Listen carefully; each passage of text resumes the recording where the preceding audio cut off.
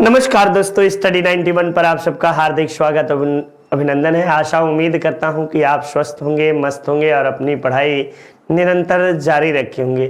ठंडी का मौसम है, भरपूर रजाई के साथ ही पढ़ाई भी करिए, ठीक ना। इधर उधर मटर गश्ती मत करिए, और मटर गश्ती करेंगे जीवन आपके साथ खिलवाड़ जब करेगा तो बड़ा ही दिक्कत होगी। तो यही उम्मीद करता हूं कि आप सब स्वस्थ होंगे, मस्त होंगे और अपनी पढ़ाई जारी रखे होंगे। आज आप सबको भारतीय संविधान की एक बहुत ही महत्वपूर्ण टॉपिक, जिसे हम प्रस्तावना या उद्देशिका के नाम से जानते हैं, उसी पे चर्चा परिचर्चा होगी। साथ ही साथ भारतीय संविधान के प्रमुख स्रोत, यानी कहां से, किस देश से कौन सी बातें ली गई हैं। चूंकि हमारे संविधान निर्माताओं ने बड़े ही सूझबूझ के साथ कोई भी कार्य को किया था और एक बहुत दूरदृष्टि के साथ उन्होंने संविधान का निर्माण किया। चूंकि प्रस्तावना की बातें आती हैं तो प्रस्तावना सर्वप्रथम 13 दिसंबर 1946 ईस्वी को पंडित जवाहरलाल नेहरू के द्वारा 8 सूत्रीय प्रस्ताव के नाम से प्रस्तुत किया जाता है, जिसे संविधान सभा ने 22 जनवरी 1947 ईस्वी को स्वीकार कर लिया, ठीक ना। तो यहीं से अब भारतीय संविधान के जो प्रस्तावना है, ये इससे संबंधित हम सब महत्वपूर्ण बातों को देखेंगे। आइए बिना देरी किए हुए चीजों को देखने का प्रयास करते हैं। तो चलिए, ये आप सबको देख ही रहा होगा कि संविधान से किस देश से कौन सी बातें ली गई हैं। इधर हम भारत के लोग भारत को एक प्रभुत्व संपन्न समाजवादी पंथ निरपेक्ष लोकतंत्रात्मक गणराज्य बनाने के लिए तथा उसके समस्त नागरिकों को सामाजिक, आर्थिक और राजनीतिक न्याय, विचार, अभिव्यक्ति, विश्वास, धर्म और उपासना की स्वतंत्रता, प्रतिष्ठा और अवसर की समानता प्राप्त करने के लिए तथा उन सब में व्यक्ति की गरिमा और राष्ट्र की एकता और अखंडता सुनिश्चित करने वाले बंधुत्व बढ़ाने के लिए दृढ़ संकल्प होकर अपनी इस संविधान सभा में आज तारीख 26 नवंबर 1949 मिति मार्ग शीर्ष शुक्ल सप्तमी यानी शुक्ल पक्ष के सप्तमी तिथि संवत 2006 विक्रमी को एतद द्वारा इस संविधान को अंगीकृत, अधिनियमित और आत्मार्पित करते हैं। तो ये हमारे संविधान सभा के निर्माताओं के द्वारा आपको ये बातें कही गई। यानी ये 3 शब्द देख रहे होंगे, समाजवादी, पंथ निरपेक्ष और अखंडता। इन 3 शब्दों को 42वें संविधान संशोधन के तहत आपको शामिल किया गया है। तो ये बातें आपको संविधान संशोधन के तहत इसे 3 शब्दों को शामिल किया गया। आपकी परीक्षाओं में इससे संबंधित कई बार महत्वपूर्ण प्रश्न पूछे गए हैं। देखिए, आइए हिंदी आपको शानदार तरीके से नितिन सर के द्वारा ये हिंदी का कोर्स पढ़ाया गया है। संपूर्ण हिंदी है, हिंदी के बादशाह भी कहे जाते हैं और वाकई में जबरदस्त तरीके से इन्होंने पढ़ाया भी है। तो आप हिंदी के कोर्स को मात्र 999 रुपए में परचेज कर सकते हैं। यूपी पेट की शानदार श्रृंखला आप सबको मिलेगी मात्र 999 रुपए में। आपको जो है कि सुपर टेट 1999 रुपए में सुपर टेट की श्रृंखला मिलेगी। आरओ की ये हिंदी की है बेटा, ठीक ना। ये संपूर्ण आरओ नहीं है, आरओ की हिंदी की श्रृंखला आपको मिलेगी 400 आपको 99 रुपए में। एसएससी जीडी 699 रुपए और वीडियो मॉक टेस्ट जो है 249 रुपए में आपको ये सारे श्रृंखलाएं मिलेंगी। तो एकदम शानदार तरीके से हमारी संस्था के साथ जुड़ने के लिए आप सबको तहे दिल से शुक्रिया और आगे उम्मीद कर सकते हैं, पढ़ सकते हैं। देखिए, पंडित जवाहरलाल नेहरू के द्वारा आपको 13 दिसंबर 1946 को उद्देशिका या प्रस्तावना आपको प्रस्तुत किया है। 22 जनवरी 1947 को उद्देशिका या प्रस्तावना को संविधान सभा द्वारा अंगीकार या स्वीकार कर लिया जाता है। संशोधन के तहत 1976 में आपको 3 शब्द समाजवादी, पंथ निरपेक्ष और अखंडता शब्द को जोड़ा जाता है। वैसे भारत के नागरिकों को तीन प्रकार के न्याय की बातें की गई हैं। सामाजिक, आर्थिक एवं राजनीतिक न्याय सुनिश्चित करने का आपको प्रयास किया गया है। भारतीय संविधान की प्रस्तावना के द्वारा भारत के लोगों को आपको बहुत ही बेसिक और मौलिक अधिकार दिए जाते हैं। इसमें सामाजिक, आर्थिक और राजनीतिक विकास के साथ साथ लोक कल्याणकारी राज्य की अभिवृद्धि की संकल्पना भी आपको इसमें देखने को मिलता है। राज्य के भारतीय संविधान की उद्देशिका या प्रस्तावना में आपको समाज लोक कल्याणकारी राज्य की अभिवृद्धि की बातें की गई है। इसी कारण सर आह्लादी कृष्ण स्वामी अय्यर ने उद्देशिका को हमारे संविधान या हमारे सपनों और विचारों का प्रतिनिधित्व कहकर संबोधित किया। ये बातें आप याद रखिए। नेक्स्ट, के मुंशी के अनुसार, कन्हैयालाल माणिकलाल मुंशी के अनुसार उद्देशिका हमारे प्रभुत्व संपन्न लोकतंत्रात्मक गणराज्य के जन्म कुंडली है। ये बातें भी आप याद रखिए। यानी भारतीय संविधान के जन्म कुंडली प्रस्तावना को किसने कहा? तो के मुंशी जी के द्वारा आपको कहा जाता है। बम्बई बनाम यूनियन ऑफ इंडिया वाद में माननीय सर्वोच्च न्यायालय ने धारणा प्रस्तुत की कि उद्देशिका संविधान का भाग है। ये बात आप याद रखिए। उद्देशिका जो है ये संविधान का भाग है। इसके पहले उद्देशिका को संविधान का भाग नहीं माना जाता था। प्रस्तावना या उद्देशिका को संविधान का भाग केशवानंद भारती बनाम केरल राज्यवाद में स्वीकार किया गया। ये बातें यहां पे आपको जो है भाग माना गया, प्रस्तुत माना, उद्देशिका का भाग है, ये बात आपको जो है माना गया, ठीक ना। और स्वीकार किसमें किया गया? तो आपको जो है केशवानंद भारती बनाम केरल राज्यवाद में स्वीकार किया गया। इसके पूर्व वेरुबारीवाद ये में उद्देशिका को संविधान का अंग नहीं माना गया था। गोलकनाथ बनाम पंजाब राज्य प्रकरण में उद्देशिका को संविधान की मूल आत्मा कहकर संबोधित किया गया है। ये बात आप याद रखिएगा। संविधान की मूल आत्मा कहकर आपको जो है संबोधित किया गया। उद्देशिका के प्रकृति न्याय योग्य नहीं है, ठीक ना। लेकिन तीन प्रकार की न्याय, सामाजिक, आर्थिक और राजनीतिक न्याय की अभिवृद्धि की बात करता है। ये न्याय नहीं करता, लेकिन न्याय में अभिवृद्धि की बात करता है, ठीक। नेक्स्ट, प्रस्तावना को संविधान की आत्मा कहा जाता है, जबकि बी आर अंबेडकर ने आपको संवैधानिक उपचारों के अधिकार को संविधान की आत्मा कहकर संबोधित किया था। बी आर अंबेडकर ने संविधान को एक पवित्र दस्तावेज कहा। किसने? तो बी आर अंबेडकर ने संविधान को पवित्र दस्तावेज कहकर संबोधित किया। आइए हम सब इससे संबंधित कुछ महत्वपूर्ण बातों को देखते हैं और पढ़ते हैं। भारत के संविधान के निर्माताओं का मत निम्न में से किसमें प्रतिबिंबित होता है?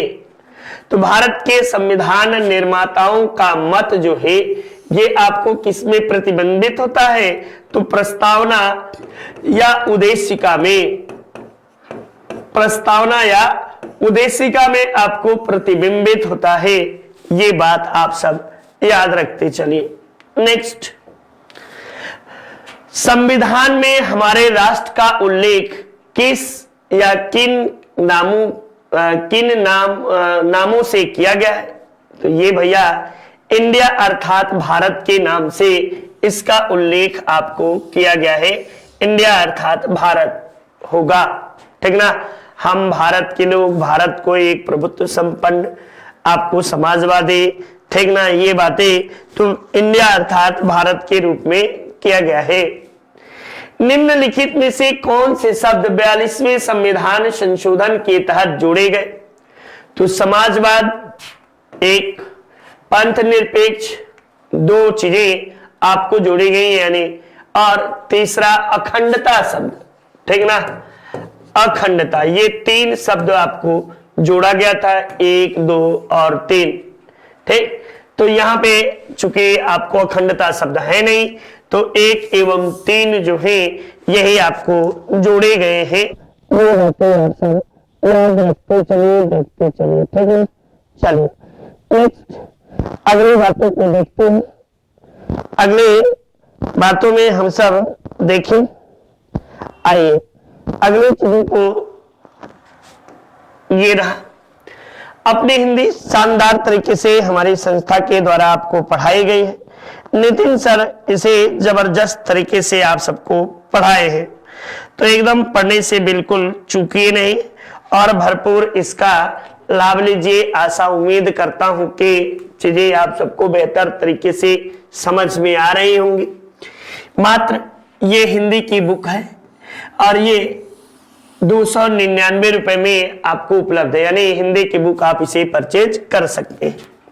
साथ ही साथ वीडियो की किताब ये 199 रुपए में, पेट कम्बो 350 रुपए में। ये पेट कम्बो में बेटा इसमें आपको बुक प्लस प्रैक्टिस सेट है, ठीक ना। यहां जब आओगे तो बुक भी है और प्लस प्रैक्टिस सेट है, PS है, तो ये दोनों जो है ये 350 रुपए में। यहां बुक सिर्फ मिलेगी, ठीक ना, और ये बुक शानदार तरीके से 300 रुपए में आपको उपलब्ध है। आर्य यारो की बुक है और एकदम जबरदस्त तरीके से ये हिंदी की है, ठीक ना, हिंदी आर्य यारो की बुक है और इसमें आप सच बताऊं तो लगभग 500 प्रश्नों की श्रृंखला आपको दी गई है। प्रत्येक चैप्टर से प्रश्न, प्रत्येक चैप्टर से यानी अध्याय से, ये याद रखिएगा 500 प्रश्न। जिस दिन आप किसी भी एक अध्याय से 500 प्रश्नों को आप कर लेंगे तो आशा उम्मीद करता हूं कि आपको कभी भी कहीं से भी दिक्कत नहीं आएगी। लेखपाल इसमें 4 किताबें हैं, कम्बो ऑफर है, इसमें 4 बुक हैं, आपको ग्रामीण है, इसके अलावा आपको जो है यहाँ पे 4 बुक, एक ग्रामीण, दूसरा GS, तीसरा हिंदी और आपको जो है चौथा गणित। ये 4 किताबें आपको मिलेंगी, तो आप इन्हें परचेज कर सकते हैं, खरीद सकते हैं। नेक्स्ट देखिए, निम्न में से कौन भारत के आपको जो है कि धर्मनिरपेक्ष राज्य वर्णित करता है? तो भारत को धर्मनिरपेक्ष राज्य वर्णित करने का संविधान के प्रस्तावना में आपको उल्लेख मिलता है। अब धर्मनिरपेक्ष के स्थान पर पंथ निरपेक्ष शब्द को जोड़ा गया और पंथ निरपेक्ष शब्द को शामिल किया गया। ये 42वें संविधान संशोधन 1976 के तहत, ठीक ना, ये आप याद रखिएगा, पंथ निरपेक्ष। निम्नलिखित शब्दों में से कौन सा शब्द 1975 में भारतीय संविधान के प्रस्तावना में सम्मिलित नहीं था? तो ये अखंडता शब्द नहीं था, ठीक ना। अखंडता को 42वें संविधान संशोधन 1976 के तहत आपको जोड़ा गया, ये बात भी याद रखिएगा। ये अखंडता शब्द जो था ये सम्मिलित नहीं था। समझ में आ रहे हैं आप सबको? तो उम्मीद यही कर रहा हूं कि आप सबको चीजें बेहतर तरीके से समझ में आ रही होंगी और पढ़ने में मन भी लग रहा होगा।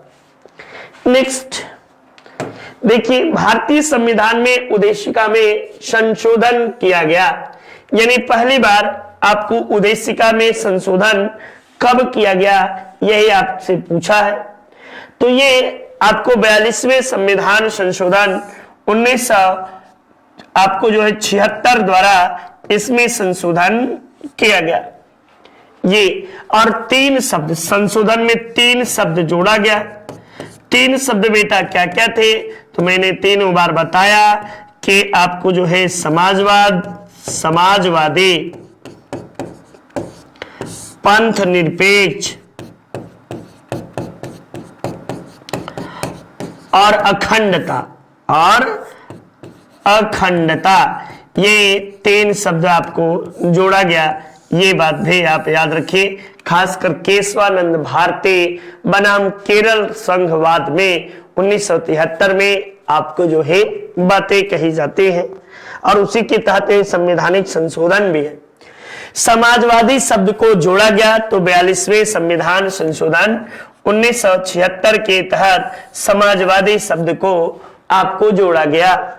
नेक्स्ट, 26 नवंबर 1949 को अंगीकृत भारतीय संविधान की प्रस्तावना में शब्द सम्मिलित नहीं थे, तो समाजवादी, पंथ निरपेक्ष और अखंडता यानी 1, 2 और 3 यही शब्द आपको जो है ये सम्मिलित नहीं थे। ये बातें आप याद रखिएगा, ये चीजें सम्मिलित नहीं थे।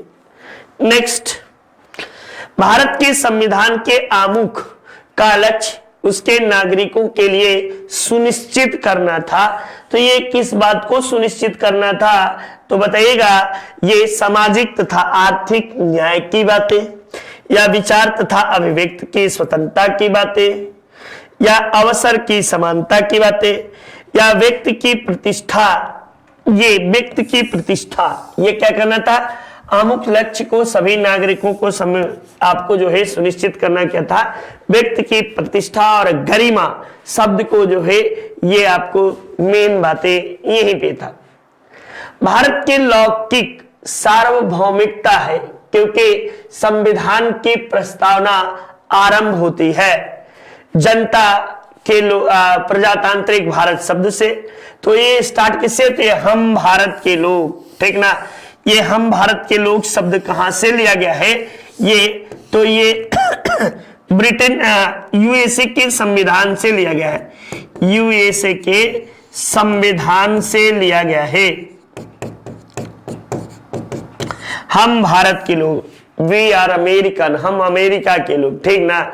तो हम भारत के लोग शब्द जो है ये यहीं से स्टार्ट होता है।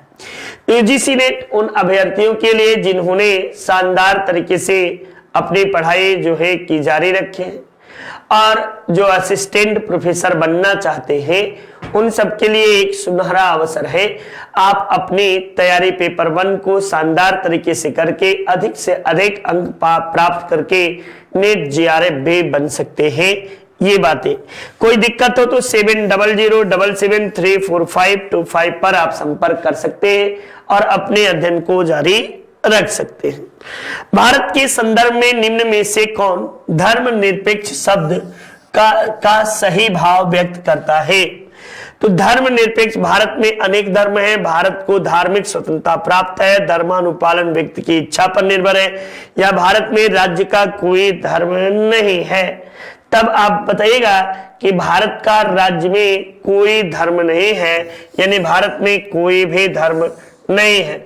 यहाँ पे सिर्फ और सिर्फ मानवता ही धर्म है। क्या है, मानवता,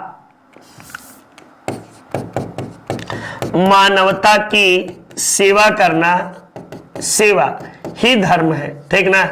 ये धर्म है, यानी सभी के प्रति समभाव की दृष्टि रखना ही हमारा जो है धर्म है। भारतीय संविधान की प्रस्तावना निम्न में से किस स्वतंत्रता का वर्णन नहीं है, तब आर्थिक स्वतंत्रता का, विश्वास के स्वतंत्रता का, विचार प्रकट करने की स्वतंत्रता का, या विचार की स्वतंत्रता का। तब आप बताइएगा कि आर्थिक स्वतंत्रता की बातें नहीं है, विचार प्रकट करने की स्वतंत्रता दिया गया है, विश्वास की स्वतंत्रता दिया गया है, लेकिन आर्थिक स्वतंत्रता आपको नहीं दिया गया है। निम्न में से कौन भारतीय संविधान की प्रस्तावना में उल्लिखित नहीं है, तो इसमें उल्लिखित कौन नहीं है, तो सामाजिक, आर्थिक, राजनीतिक या धार्मिक, तो धार्मिक स्वतंत्रता की बात नहीं की गई है। ये बातें सामाजिक, आर्थिक एवं राजनीतिक न्याय की बातें की गई हैं। ठीक ना। नेक्स्ट, भारतीय संविधान का कौन सा भाग संविधान की आत्मा कहलाता है? तो आपको उद्देशिका को संविधान की आत्मा कहा जाता है। ये आपको गोलकनाथ बनाम आपको जो है पंजाब राज्यवाद में कहा गया। गोलकनाथ बनाम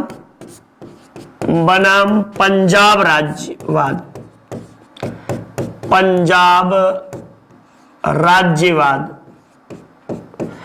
में इस बात को कहा गया कि आपको उद्देशिका है संविधान की आत्मा है।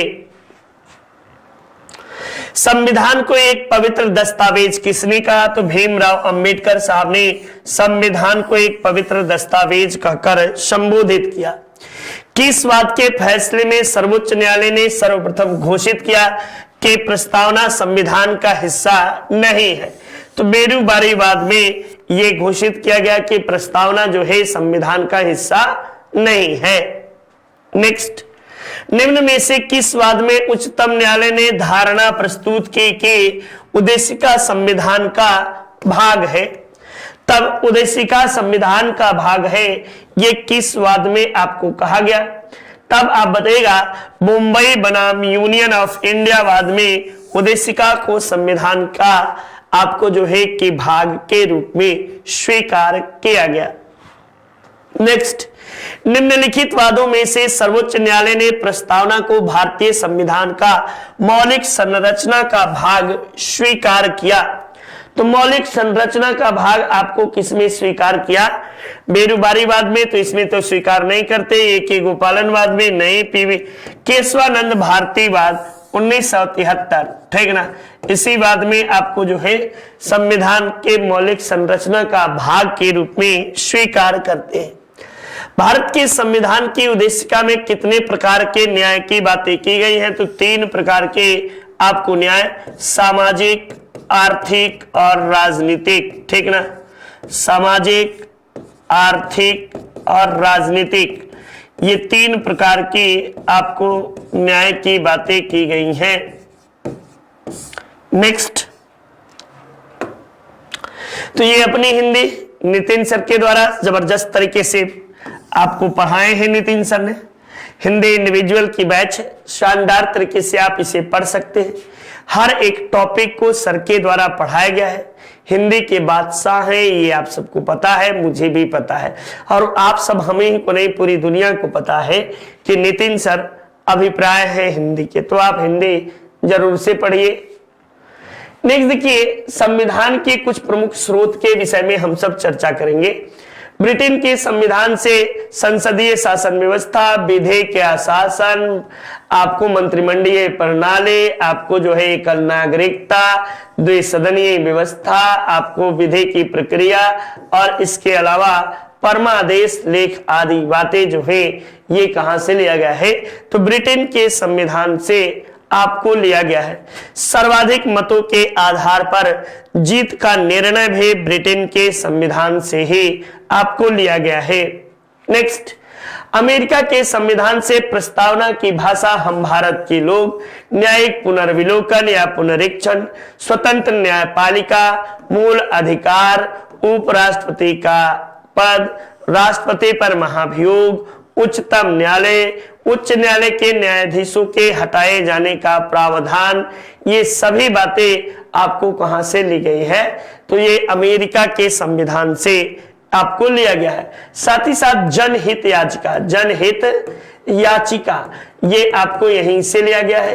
यहीं से दल बदल भी, बेटा याद रखिएगा, दल बदल भी आपको यहीं से लिया गया है। तो ये कुछ महत्वपूर्ण बातें आप याद करते चलिए।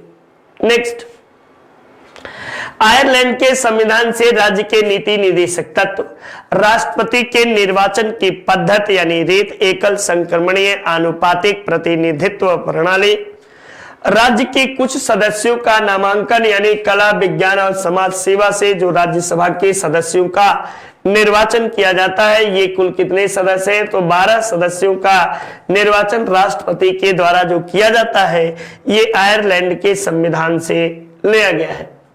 कनाडा के संविधान में आपको सशक्त केंद्र के साथ संघीय व्यवस्था की बात की गई है। केंद्र द्वारा राज्यपालों की नियुक्ति की बात भी आपको कनाडा के संविधान से लिया गया है कि राज्यपालों की नियुक्ति राष्ट्रपति के परामर्श से केंद्र सरकार करती है, यानी ऐसे नहीं, उल्टा हो गया, केंद्र सरकार के परामर्श से राष्ट्रपति करता है। उच्चतम न्यायालय का परामर्श आपको न्याय निर्णय, यानी राष्ट्रपति जब चाहे उच्चतम न्यायालय से परामर्श मांग सकता है, स्वीकार करना अथवा न करना ये उसके ऊपर निर्भर है। अवशिष्ट शक्तियों का केंद्र में निहित होना, केंद्र द्वारा राज्यों के राज्यपालों की नियुक्ति, आपको जो है कि राज्यसभा के सदस्यों का निर्वाचन, तो ये महत्वपूर्ण बातें आप जो है देख सकते हैं, यहां से लिया गया है, ठीक ना। चलिए नेक्स्ट, ऑस्ट्रेलिया का संविधान। यहां से संसद के दोनों सदनों की संयुक्त बैठक आपको कहां से, तो ऑस्ट्रेलिया से लिया गया है। उद्देशिका की आपको विशिष्ट भाषा आपको यहीं से लिया गया है। व्यापार वाणिज्य की बातें यहीं से है। समागम की स्वतंत्रता की बातें यहीं से है। और समवर्ती सूची की व्यवस्था, व्यापार वाणिज्य समागम की स्वतंत्रता, ये यहां से ऐसे नहीं बेटा, ये व्यापार वाणिज्य समागम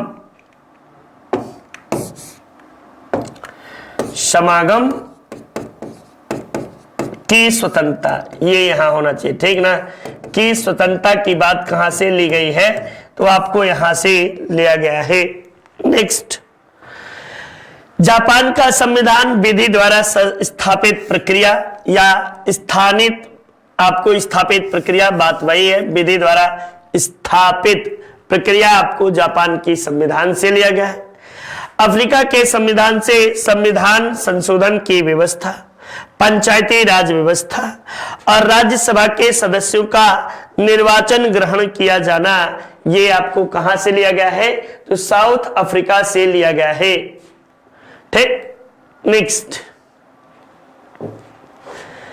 सोवियत संघ रूस से आपको क्या लिया गया है, मौलिक कर्तव्य लिया गया है, योजना आयोग लिया गया है, प्रस्तावना के न्याय में सामाजिक, आर्थिक और राजनीतिक आदर्श जो है ये रूस के संविधान से लिया गया है। वहीं फ्रांस के संविधान से गणतंत्रीय व्यवस्था, स्वतंत्रता, समानता और बंधुत्व के आदर्श, अध्यादेश के नियम यानी संसद के विश्रांति काल के दौरान अध्यादेश प्रख्यात करने की बातें आपको यहीं से ली गई। नितिन सर के हैंड रिटेन नोट्स हैं, ये वही नोट्स हैं जो उन्होंने शानदार तरीके से आप सबको पढ़ाया है। तो YouTube पे आप जिन क्लासों को कॉपी और कागज पे देखते होंगे, कॉपी कलम के साथ नितिन सर को पढ़ाते हुए, ये वही नोट्स हैं और ये नोट्स PDF के रूप में है, ठीक ना, PDF मॉडल के रूप में है, आप इसे परचेज कर सकते हैं। भारत के संविधान में उद्देशिका का विचार कहां से लिया गया है, तो उद्देशिका, ये पहला ही प्रश्न, अभी इटली के संविधान से, कनाडा के संविधान से, या आपको जो है कि फ्रांस के संविधान से, या USA के संविधान से। तो उद्देशिका का विचार जो है, ये गच्चा खाएंगे आप सब, पता है मुझे, ठीक ना। तो ये कहां से लिया गया है, तो USA के संविधान से उद्देशिका का विचार आपको लिया गया है। भारतीय राजनीतिक व्यवस्था में निम्न में से कौन सा सर्वोच्च संस्था है, तो सर्वोच्च न्यायालय है, संविधान है, संसद है या धर्म है। तब आप क्या जवाब देंगे, तो सबसे बड़ी संस्था, सर्वोच्च व्यवस्था क्या है, तो हमारा संविधान आपको सर्वोच्च व्यवस्था है। चूंकि चाहे राजा हो, चाहे रंक हो, अमीर हो, गरीब हो, महिला हो, पुरुष हो, राष्ट्रपति हो या आम आदमी हो, कोई भी हो, संविधान की नजर में सभी लोग एक बराबर हैं और सभी के साथ समान न्याय की व्यवस्था की बातें कही गई हैं। भारत में न्यायिक पुनर्निरीक्षण की संकल्पना किस देश के संविधान से लिया गया है, तो USA के संविधान से न्यायिक पुनरीक्षण या न्यायिक पुनर्विलोकन की बातें आपको ली गई हैं। नेक्स्ट देखिए, भारत की संघात्मक व्यवस्था निम्न में से किस देश से है, तो संघात्मक व्यवस्था बेटा ये कनाडा से लिया गया है। सशक्त केंद्र के साथ संघीय व्यवस्था की बातें आपको कनाडा के संविधान से किया गया है, ठीक ना। तो ये बातें आप सब याद रखिए। नेक्स्ट, भारतीय संविधान राज्यों का एक संघ संकल्पना प्राप्त है। ये अमेरिका के संविधान से, ऑस्ट्रेलिया के संविधान से, ब्रिटिश नॉर्थ अमेरिका अधिनियम से या स्विट्जरलैंड के संविधान से। तब आप बताइएगा कि ये बातें आपको ब्रिटिश नॉर्थ अमेरिकी अधिनियम के द्वारा ये आपको भारत राज्यों की संघ की बातें आपको किया गया है, ठीक ना। चूंकि भारत जो है ये ना तो फेडरेशन है ना ही आपको जो है कि कोई संघ है, ये यूनियन है, ठीक, टेरिटरी ऑफ यूनियन के रूप में इसे शामिल किया गया है। तो इस तरीके से आप सबने शानदार तरीके से आप प्रश्नों की श्रृंखला को किए। आशा उम्मीद करता हूं कि चीजें आप सबको बेहतर तरीके से समझ में आएंगी। तो चलिए आज यहीं तक, मिलते हैं एक अगले शानदार श्रृंखला में। जय हिंद, जय भारत, वंदे मातरम। तो चलिए सभी को शुभ रात्रि, आप सबका रात्रि मंगलमय हो और आप एक नई ऊर्जा के साथ पुनः सुबह उठिए और एक नए जोश के साथ आप अपने कार्य को जारी करें। तो जय हिंद, जय भारत, वंदे मातरम।